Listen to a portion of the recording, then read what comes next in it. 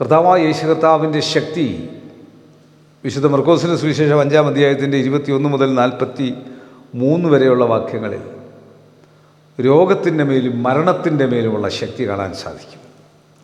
21-ാം വാക്യം മുതൽ ആരംഭിക്കുമ്പോൾ യേശു വീണ്ടും പടകിൽ കയറി ഇക്കരയ്ക്ക് കടന്നു. കടലരിയിരിക്കുമ്പോൾ വലിയ പുരുഷാരം അവൻ്റെ അടുക്കൽ വന്നുകൂടി. പള്ളിപ്രമാണികളിൽ യായിറോസ് എന്ന് പേരുള്ള ഒരുത്തൻ വന്നു. അവനെ കണ്ട് കാൽക്കൽ വീണു.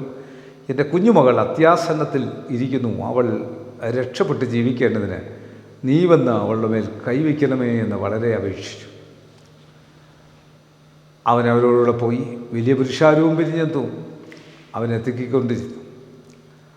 12 സംവത്സരമായിട്ട് രക്തസ്രവമുള്ളവളായി പല വൈദ്യന്മാരാലും ഏറിയൊന്ന് സഹിച്ച് തനിക്കുള്ളതൊക്കെയും ചെലവഴിച്ചിട്ട് ഒട്ടും ഭേദം വരാതെ ഏറ്റവും പരവശയായി തീർന്നിരുന്നൊരു സ്ത്രീയും യേശുവിൻ്റെ വർത്തമാനം കേട്ടു. അവൻ്റെ വസ്ത്രം എങ്കിലും തൊട്ടാൽ ഞാൻ രക്ഷപ്പെടുമെന്ന് പറഞ്ഞ് പുരുഷാരത്തിൽ കൂടി പിറകിൽ വന്നു അവൻ്റെ വസ്ത്രം തൊട്ടു. ക്ഷണത്തിൽ അവളുടെ രക്തസ്രവം നിന്നും ബാധ മാറി താൻ സ്വസ്ഥയായി എന്ന് അവൾ ശരീരത്തിലറിഞ്ഞു. ഉടനെ യേശു തങ്ങളിൽ നിന്ന് ശക്തി പുറപ്പെട്ടു എന്ന് ഉള്ളിലറിഞ്ഞിട്ട് പുരുഷാരത്തിൽ തിരഞ്ഞു, എൻ്റെ വസ്ത്രം തൊട്ടതാർ എന്ന് ചോദിച്ചു. ശിഷ്യന്മാർ അവനോട്, പുരുഷാരം നിൻ്റെ തിരക്കുന്നത് കണ്ടിട്ട് എന്നെ തൊട്ടതാറെന്ന് ചോദിക്കുന്നുവാ എന്ന് പറഞ്ഞു. അവനോ അത് ചെയ്തവളെ കാണുവാൻ ചുറ്റും നോക്കി. സ്ത്രീ തനിക്ക് സംഭവിച്ചതറിഞ്ഞിട്ട് ഭയപ്പെട്ട് വിറച്ചു കൊണ്ടുവന്ന് അവൻ്റെ മുമ്പിൽ വീണു. വസ്തുതയൊക്കെ അവനോട് പറഞ്ഞു. അവൻ അവളോട്, മകളെ, നിൻ്റെ വിശ്വാസം നിന്നെ രക്ഷിച്ചിരിക്കുന്നു, സമാധാനത്തോടെ പോയി ബാധ ഒഴിഞ്ഞ് സ്വസ്ഥമായിരിക്കുക എന്ന് പറഞ്ഞു. ഇങ്ങനെ പറഞ്ഞുകൊണ്ടിരിക്കുമ്പോൾ തന്നെ പള്ളിപ്രമാണിയുടെ വീട്ടിൽ നിന്ന് ആൾ വന്നു, നിൻ്റെ മകൾ മരിച്ചുപോയി, ഗുരുവിനെ നീ അസഹ്യപ്പെടുത്തുന്നത് എന്തിന് എന്ന് പറഞ്ഞു. യേശു ആ വാക്ക് കാര്യമാക്കാതെ പള്ളിപ്രമാണിയോട്, ഭയപ്പെടേണ്ട, വിശ്വസിക്കുക മാത്രം ചെയ്യുക എന്ന് പറഞ്ഞു.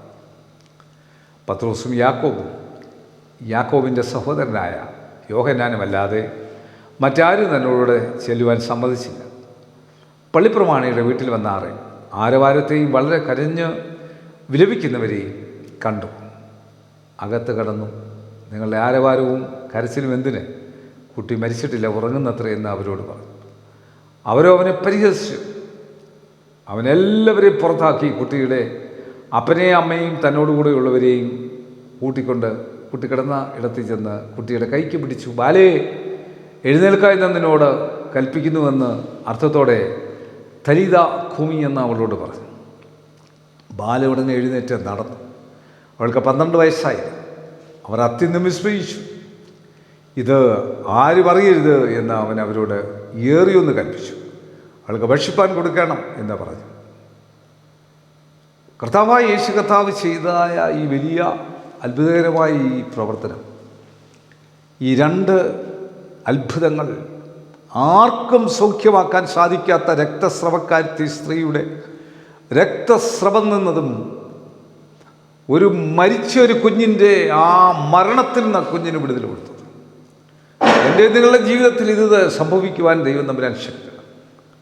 നമ്മുടെ ജീവിതത്തിലും ഇത് സംഭവിക്കും. അതുകൊണ്ട് ഈ വചനത്തിൻ്റെ ശക്തിയിൽ മുന്നോട്ട് പോകും. ദൈവത്തിൻ്റെ പരിശുദ്ധാത്മാവ് ഇത് കാണുന്ന കേൾക്കുന്ന എല്ലാവർക്കും കൃപ നൽകട്ടെ. നിങ്ങളുടെ ഭവനത്തിലും വിടുതലായിത്തീരട്ടെ. കണ്ണുകളടയ്ക്കാൻ പ്രാർത്ഥിക്കാം. കർത്താവേ, പരിശുദ്ധ പിതാവേ, ഈ വചനം കേട്ട എല്ലാവരുടെ മേലും ദൈവത്തിൻ്റെ ശക്തി ആവരിച്ചു. പുതിയ ശക്തിയിലും പുതിയ ബലത്തിലും നിന്റെ മക്കൾ മുൻപോട്ട് നീങ്ങുവാൻ സഹായിച്ചാട്ട്. മാറാ രോഗത്തിൽ കിടക്കുന്നവർ, കർത്താവിൻ്റെ മരണത്തോട് മല്ലടിച്ച് കിടക്കുന്നവർ, ദൈവത്തിൻ്റെ പരിശുദ്ധാത്മാവിൻ്റെ ശക്തി വ്യാപരിക്കട്ടെ. യേശു മൂലം പ്രാർത്ഥന കേൾക്കണം നല്ല പിതാവേ, ആമേൻ. God bless you.